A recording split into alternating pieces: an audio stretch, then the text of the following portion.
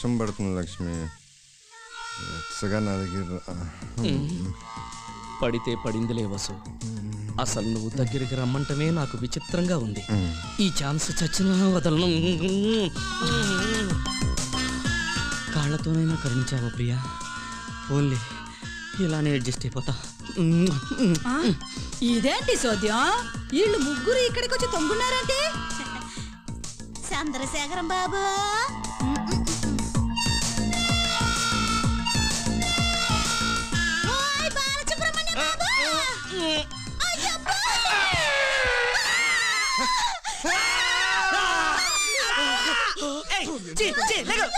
ఏమైందా నీకు? ఏమైనాదా?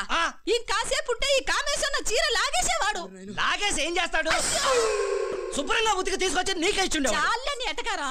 చక్కగా కొంపలుండగా ఇక్కడికి వచ్చి తొంగున్నారండి. రాత్రి మా పెళ్ళాలు నేను మాట్లాడుతాను కదా, రాత్రి మా ఇంట్లో కరెంట్ లేదు. కరెంట్ లేదా? మరి నాకుంది. నీది సింగిల్ ఫేస్, మాది 3 ఫేస్. అందుకేనా ఈ 3 ఫేస్లు ఇక్కడికి వచ్చి పడుకున్నాయి. ఇదిగో కరెంట్ లేంది మీ ఇంట్లో కాదు, మీ వంటలో. ఓ టీవీ అమ్మా, ఏంటి లాయర్ అమ్మా? అమ్మో సైరన్ స్టార్ట్ చేసింది. మనం ఇక్కడ నుంచి తప్పుకుంటే బెటర్. ఏంటి ఈ డ్రామా? అబ్బబ్బా, ఏంటి? ఏం జరిగింది? ఏం జరిగిందా? మీ ఆయన నా చీర పట్టుకుని గట్టిగా లాగేశాడు. ఏంటండి ఇది? అది నువ్వు అనుకుని. అసలు తప్పు ఆయనది కాదు, నీది. నువ్వు టీవీలో నాజుగ్గా కనపడాలని ఆయన నీట ఎండగట్టకూడదు. మొగుడనేవాడు కిరీస్ నాయల్ బుడ్డి లాంటోడు. ఆడిని చేతుల అడ్డంగా పెట్టుకుని కాపాడుకోవాలి. రేపాడు దేన్నైనా మరిగితే ఏముంది, బుడ్డి ఇక్కడ ఉండిపోద్ది, నూనె అక్కడికి వెళ్ళిపోద్ది. Good point. ఏంటి గుడ్డు వకీలమ్మా? గురువింద తన కింద స్పాట్ మర్చిపోయి అందరినీ వెక్కిరిస్తుందట. అట్టా ఉంది నీ వ్యవహారం. నువ్వు తిమ్మిని బమ్మిని చేసి వాదించి గెలిచినంత మాత్రాన సరిపోదు. ఒక పెళ్ళాంగా గెలవాల్సింది ఇంట్లో. నీ మొగుడే నీకు జడ్జు. నీ తీరు మారితే తీర్పు మారిపోద్ది. శభాష్. నువ్వేం తక్కువ కాదులే, నీకు నియమనిష్టాలు ఎక్కువ. మొగుడు పక్కన చేరితే దేవుడికి ఎక్కడ కోపం వస్తుందోనని కొంగు పట్టుకొని అని మహాభక్తురాలివి. చూడమ్మా, రామాయణంలో ఎన్ని కట్టాలొచ్చినా ఎన్టీఓడికి తోడు నీడగా బతికింది సీతమ్మోరు ఒకతే. శ్రీరామచంద్రుడు. ఏ రాముడు? నాకు తెలిసింది మాత్రం ఎన్టీఓడే. ఒక మాట చెప్తాను వినుకో. మొగుడనేవాడు పెళ్ళాం పక్కన పడుకుంటేనే మొగుడవుతాడు, లేకపోతే ఆడికి పని ఓడికి పెద్ద తేడా ఉండదు. మాకిన్ని మంచి మాటలు చెప్తున్నావు, నువ్వెందుకు పెళ్లి చేసుకోలేదే? నా పెళ్లి ఎప్పుడో అయిపోయినాదమ్మా. నిజమా? ఎప్పుడే? ఎవరితో? నా రాజాతో 20 ఏళ్ల క్రితం. ఆడు నేను ఎదురెదురిళ్లల్లో ఉండేవాళ్ళం. రాజాకి నేనంటే ప్రాణం. నన్ను విడిచి ఒక క్షణం కూడా ఉండేవాడు కాదు.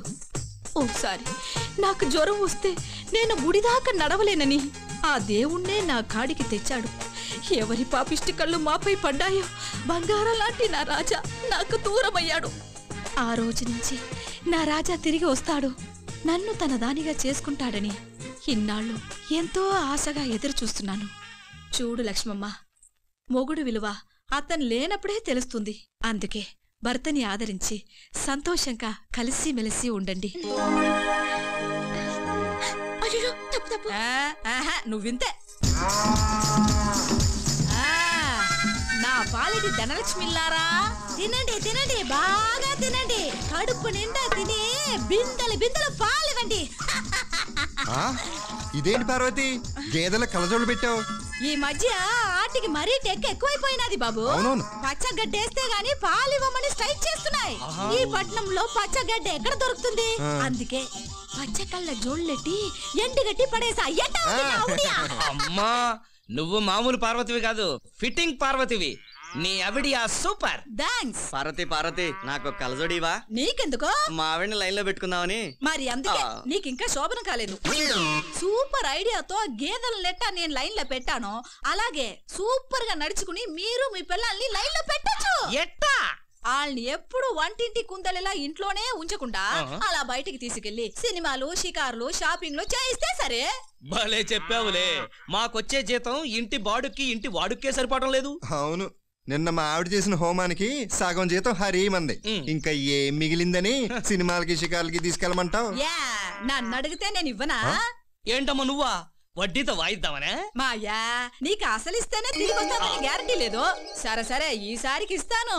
ఇదిగో ఈ డబ్బులు ఎత్తుకెళ్ళి మీ పిల్లలతో జాలిగా ఉండండి.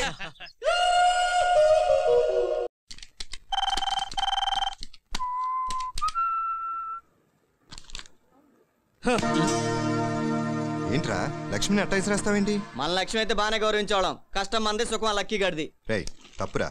మనకు ఉద్యోగం ఇచ్చి నెల నెలా జీతం ఇచ్చే యజమాని గాడు గీడు అనకూడదు. మన కష్టాన్ని దగ్గర ప్రతిఫలిస్తే మనం మాత్రం గాడెందుకు అంటాం, గారే అంటాం. ఇప్పుడు ఏమైందిరా? వాడి బాధ నీకు అర్థం అవ్వలేదా? నాకు అర్థమైంది. మన ఐడియాల వల్లే కదా మన ఓనర్ గాడు ఇంత డబ్బు సంపాదిస్తున్నాడు. మనకు మాత్రం ఈ గొర్రెకు బెత్తడి తోక జీతం ఏంటి అని. అవును, వాడి కట్ల మీద కట్లు, మనకి శాలరీ చాలా, కష్టాల మీద కష్టాలు. ఇప్పుడు ఏం చేద్దాంరా?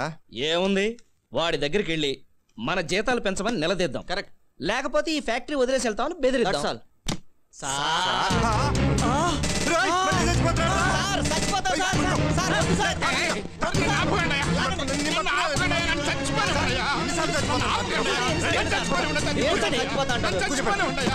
మళ్ళీ నన్ను ఎందుకయ్యా కాపాడారు? చావనివ్వకుండా. ఏంటి సార్ ఎప్పుడు చూసినా ఏడాపాల లేకుండా తస్తానంటారు. మీ నోట మాట చావు తప్ప మంచి మాట రాదా? ఎలా వస్తున్నాయా?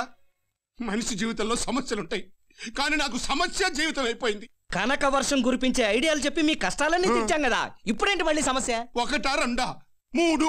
మీ లక్కీ నంబర్ 3 ఏంటి సార్? ఎప్పుడు చూసినా 3 కష్టాలు వస్తాయి. నా కష్టాలు 3 అమ్మాయిలతో. ఈ వయసులో 3 అమ్మాయిలా సార్? మీ బాడీ ఎంఆర్ఎఫ్ టైర్ సార్. నార్మల్గా. ఆ 3 అమ్మాయిలు నా కూతుళ్ళు. Sorry sir. వాళ్ళకి హనీ, అంజు, మంజు అని ముద్దుగా పేర్లు పెట్టుకున్నాను. తల్లి లేని పిల్లలు కదా అని ఎంతో గారాభంగా పెంచాను. పై చదువులకని అమెరికా కూడా పంపించాను. అదే నేను చేసిన తప్పు. ఏమైంది సార్? నాకు ప్రాణ స్నేహితుడున్నాడు. నా 3 పిల్లలు పుట్టగానే వాడి 3 కొడుకులకి ఇచ్చి పెళ్లి చేస్తారని మాట ఇచ్చాను. కానీ ఇప్పుడు గుడ్డొచ్చి పిల్లనెక్కిరిచిందని వాళ్ళు అరేంజ్డ్ మ్యారేజ్ చేసుకోరంట. లవ్ మ్యారేజ్ అయితేనే చేసుకుంటారని పట్టుబట్టారు. వాళ్ళు మాట్లాడింది కరెక్టేగా సార్? ఏంట్రా కరెక్ట్? ఈ రోజుల్లో ప్రేమ మనసులోంచి పుట్టట్లేదురా, డబ్బును చూసి పుడుతోంది. అలాంటి ప్రేమకి నా బిడ్డలు బలైపోతే వాళ్ళ జీవితాలు ఏం కాదు. అందుకే అన్ని రకాల యోగ్యులైన నా స్నేహితుడి కొడుకులకి నా పిల్లల్నిచ్చి పెళ్లి చేస్తానని మాట ఇచ్చాను. మాట నిలబెట్టుకోవాలని మనిషి జీవితం ఎందుకురా? సార్ పరిగెత్తే బస్సు ఎక్కాలి అనంటే మనం కూడా పరిగెత్తే ఎక్కాలి.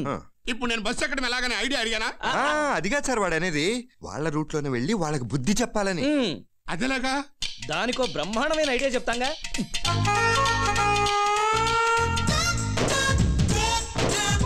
ఏంటయ్యా మీ గుసగుసలు? 3 స్మార్ట్ గా ఉన్న కుర్రాళ్ళని వెతికి పట్టుకుంటాం. వాళ్ళ 3ని మీ అమ్మాయిలతో కలిపి లవ్ లో పడేద్దాం. వాళ్ళు ప్రేమలో డీప్ గా మునిగాక ఆ 3 కుర్రాళ్ళు పచ్చి మోసగాళ్ళని గొప్ప ట్విస్ట్ ఇద్దాం. ఆ దెబ్బతో మీ కూతురు మనసు విరిగిపోయి, డాడీ మీ మాట విననందుకు మాకు తగిన శాస్తి జరిగింది, మీ ఇష్ట ప్రకారమే మా పెళ్లిళ్ళు జరిపించండి అంటూ మీ ట్రాక్ లోకే వచ్చేస్తారు. మీ ఐడియా నాకు సూపర్ గా నచ్చేసిందయ్యా. మరి అలాంటి చాకు లాంటి కుర్రాళ్ళు ఇంత అర్జెంట్ గా ఎక్కడ దొరుకుతారు? వారం రోజులు టైం ఉండి వెతికి పట్టుకుంటాం. అక్కర్లేదు, ఆ కుర్రాళ్ళు నాకు దొరికేశారు. దొరికేశారా? ఎవరు సార్ ఆ యదవులు? మీరే.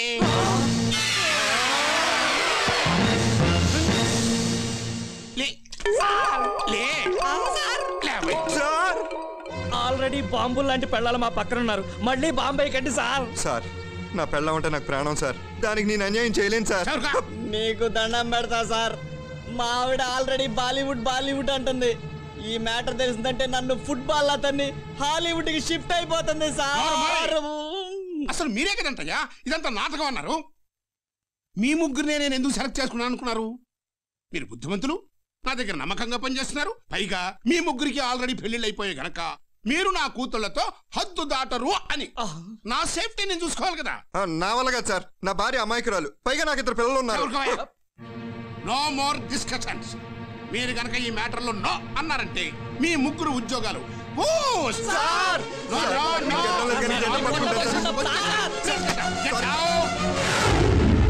చిచే, వాడు ఎండి కాదురా, ఎంఏడి మ్యాడ్ గాడు. ఈ ప్రపోజల్ కి నేను సస్తే ఒప్పుకోను. ఒప్పుకోక చస్తావా బావా?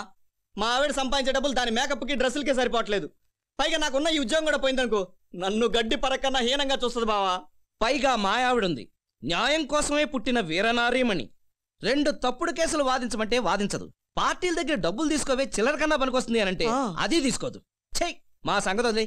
ఇదిగో చందు, నీకిద్దరు పిల్లలు, పైగా మీ ఇంట్లో సంపాదించేది నువ్వు ఒక్కడవే. అసలు నువ్వు ఆలోచించు. అయితే మాత్రం ఇంట్లో బంగారం లాంటి పెళ్ళాన్ని పెట్టుకుని వేరే అమ్మాయితో లవ్వు నాటకాలు ఆడటం తప్పు కాదు. తప్పేంటి? మనం ఆడుతుంది కేవలం నాటకమే. ఫర్ ఎగ్జాంపుల్, సినిమా హీరోలు ఉన్నారు. వాళ్ళ ఇంట్లో బంగారం లాంటి పెళ్ళాం పిల్లలుండగా పిట్టలాడిపోయే అమ్మాయిలతో ఫారిన్ వెళ్ళి డ్యూయెట్లు అవి పాడడం లేదు. అది యాక్టింగ్. నేను చెప్తుంది యాక్టింగ్ చేయమని. షేక్స్పియర్ ఇంగ్లీష్ లో ఏమన్నాడు? వాడేమన్నాడా నాకేం తెలుసు, నేను తెలుగు మీడియంగా. జీవితమే ఒక నాటక రంగం అన్నాడు కదా. జీవితం నాటక రంగం కదా.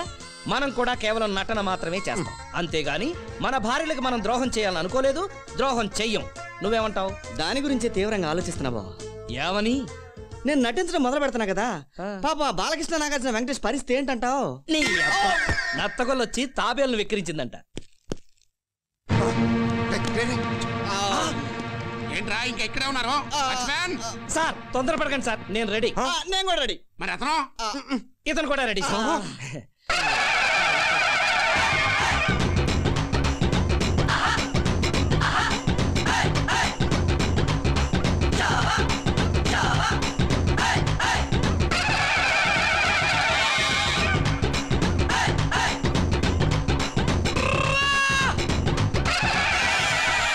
సార్ మాకో చిన్న డౌట్. ఏంటది?